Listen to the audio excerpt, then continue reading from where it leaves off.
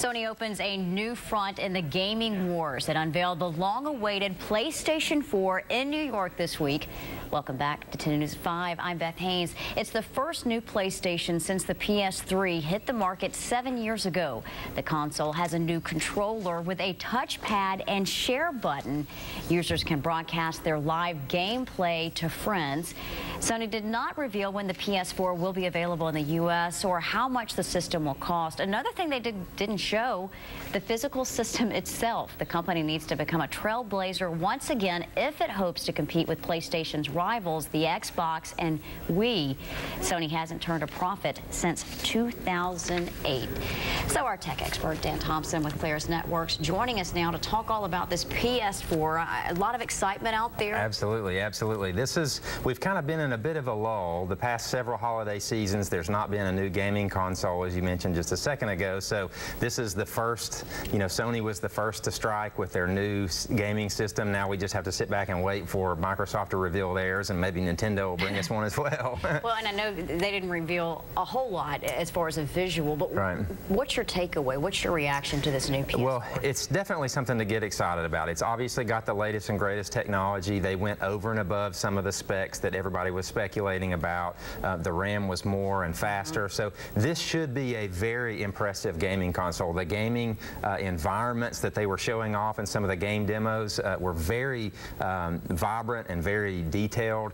So it looks like it's going to be an exciting gameplay. And so many new features. I want to talk about some of those. Definitely a social focus. You can actually allow players to share content. So explain what that means. Yeah, so think replay.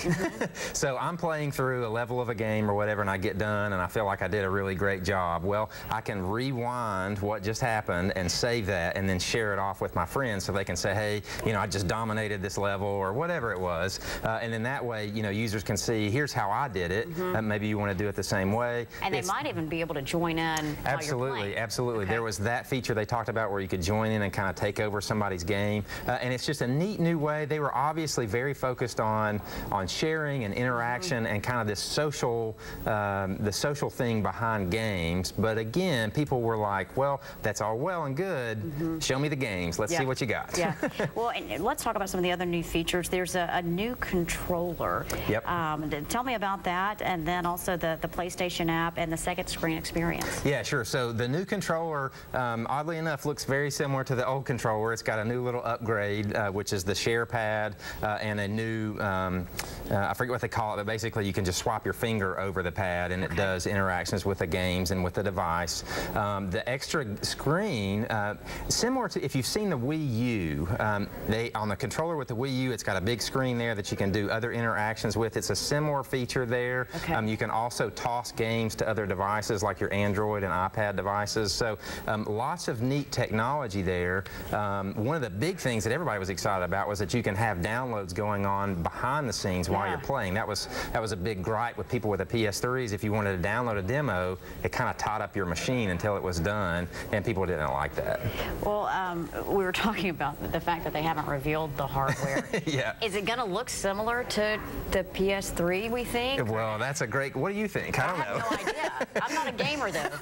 Well, that's the big thing. Everybody was a little surprised about that. Hey, you're having a launch event, but you didn't really even show us the device. Who knows what it'll look like? I would imagine that this thing will be sleek and nice looking. They kind of gave us some ideas about the ports that'll be on it, so we know it should at least be somewhat skinny. But I mean, anybody's guess is as good as mine at this point. Well, is it going to be what Sony needs to turn a profit to increase sales? That's a great question, and that remains to be seen. What the big questions that needed to be answered at the event that weren't were, when am I going to get this thing? The running comment was it'll be available in the holiday season, so we're thinking, before Black Friday sometime this year. The price point, though, is really going to be the sticking point. When PS3 launched, it was way overpriced from what a lot of people thought. So if Sony brings out another $500 or $600 device, it's going to be hard to swallow for consumers. Hopefully it'll be more in that $350 range, compete with the Xbox and so forth. We'll just have to wait and see. Always glad to see you. All right. Thanks for coming on, and stay with us. We're coming right back.